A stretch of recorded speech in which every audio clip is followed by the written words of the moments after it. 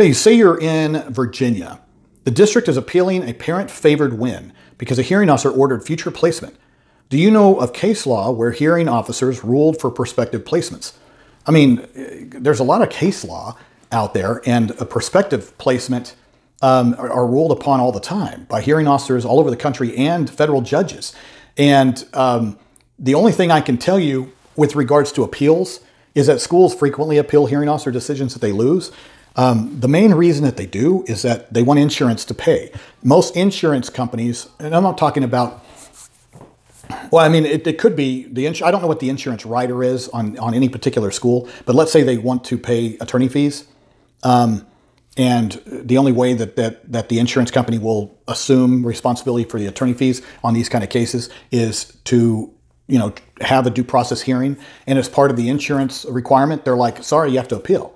You have to exhaust all the appeals before we as an insurance company will pay for whatever the award is or the attorney fees or whatever. That tends to be the biggest motivation as to why they appeal, is they have to.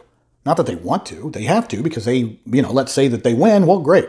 It's a win-win for them. If they lose, then they hit the requirement for the insurance to pay out. Okay, so don't read too much into why schools appeal cases when it seems stupid for them to do so, especially because under special education, the appeal process to the federal district court level is considered what's called a de novo review.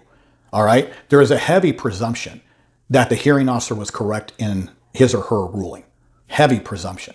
I mean, there's got to be a compelling reason for a federal judge to come in and second guess a hearing officer, and it happens. And they get overturned at times, but at the same time, it's usually off of novel issues or errors or whatever, but not prospective placement. Especially if there is sufficient argument to be made that the school doesn't have a placement that can serve the child, but this placement over here can for these reasons. Then at that point, this is a factual situation, and the hearing officer was there to hear the evidence, to hear testimony.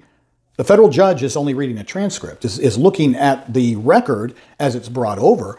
I mean, obviously anything can happen, lightning can strike, but at the same time, it is specifically in the law that the federal judge is required to give a hearing officer a heavy amount of deference and not second guess their determinations because, once again, the hearing officer was there.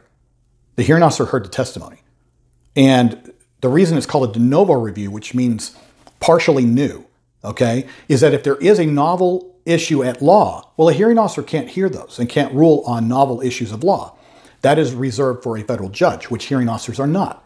Okay, they're administrative judges. And yes, the administrative process is part of the federal court appendage, okay, meaning that you appeal into the federal court after the administrative court. It's just a mechanism to keep the federal courts from being clogged up with special education cases. It's actually quite genius, and it works, okay, majority of the time.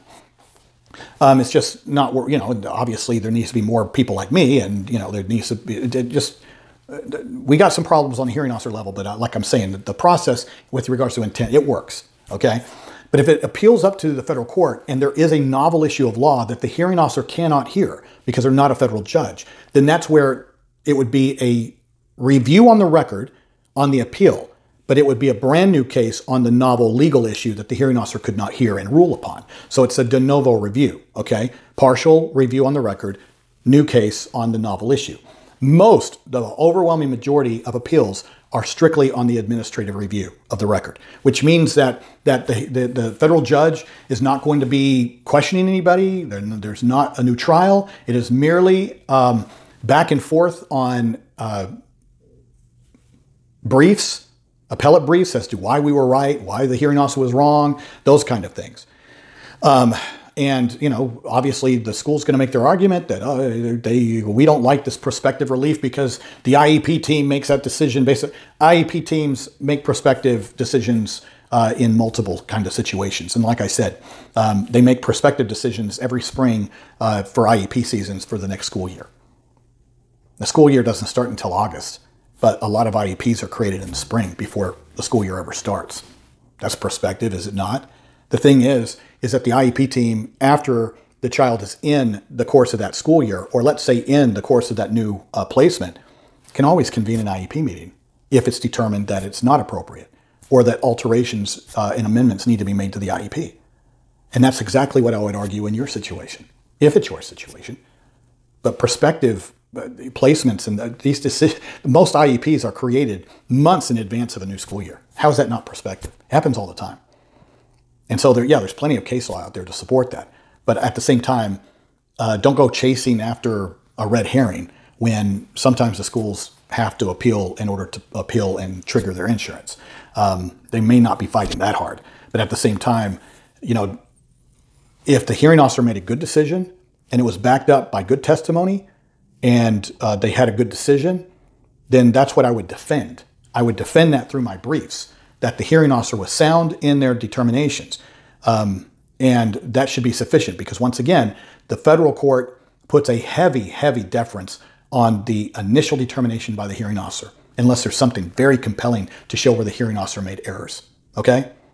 So don't go chasing rabbit holes. All right? If you have a good decision and a good sound hearing officer, then that's what I would defend. I would defend the hearing officer and point the federal judge's attention to their heavy presumption to back up, support, and concur with the decision of the hearing officer. All right?